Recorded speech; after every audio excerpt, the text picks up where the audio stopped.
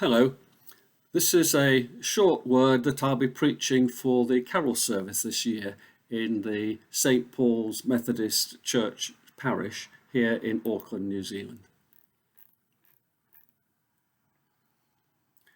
It was Christmas. It was going to be a cold and dangerous Christmas to remember for those who manned the trenches of World War One. As Christmas approached, the Pope, the suffragette movement, and various public figures across the combatant countries called for a Christmas truce. In the front line, the troops started to call out across no man's land, wishing the enemy a happy Christmas, or even asking about football scores back in England. The haunting melody of Stille Nacht, Heilige Nacht could be heard drifting up from the German trenches. Christmas trees were put up above the parapet, bearing candles, symbols of hope in the darkest of hours.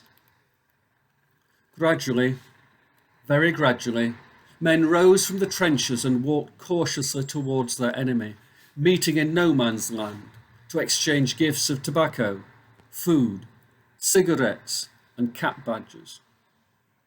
They shook hands, helped bury each other's dead, and even started games of football. One British machine gunner, who was a barber in civilian life, was seen cutting the locks of a German soldier who knelt before him.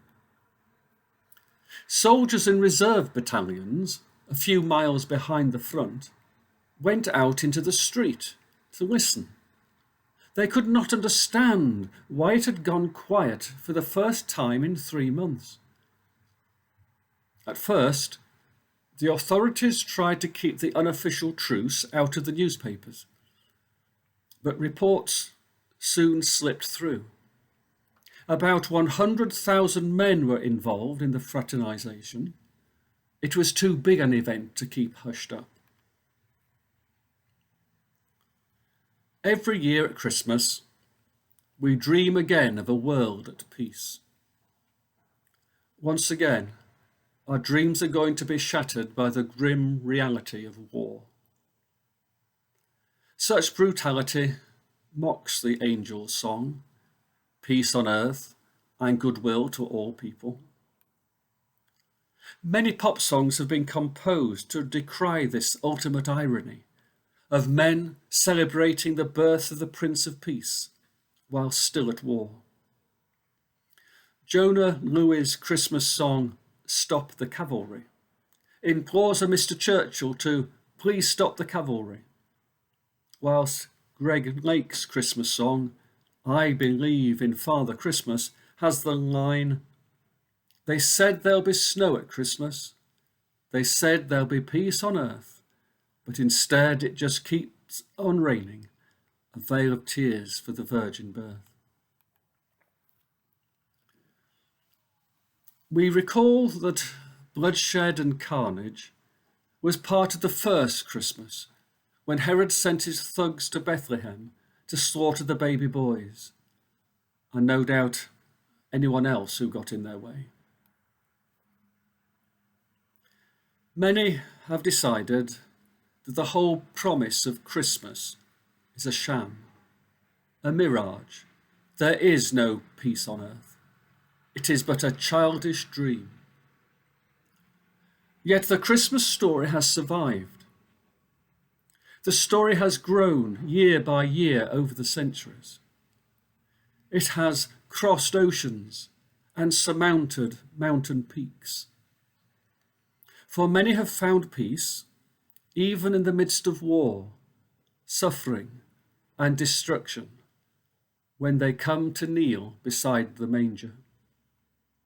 For they have found that the kingdom of peace is not a political slogan, but an inner reality that starts within the human heart. Many of us have tasted that inner realm of peace, often at Christmas, frequently at church. Sometimes despite living with pain and loss and fear. That taste of inner peace may have been fleeting, as it was for those in France in 1914, but nonetheless, it was real. Real enough for Christmas to go on. Real enough for the angel's song to be sung again. I can't predict what struggles and turmoil, what danger, pain and loss you may have to face in the year ahead. But I do sincerely pray that you taste once more, however fleetingly, the inner peace of Christmas. Yes, it would transform the world if we could all experience that peace at the same time. Then would come to pass that long-held dream when swords are beaten into plowshares. But until that day comes, may every one of us at least taste again the peace of Christmas, and thus, inwardly fortified, stride courageously into the new year. Amen.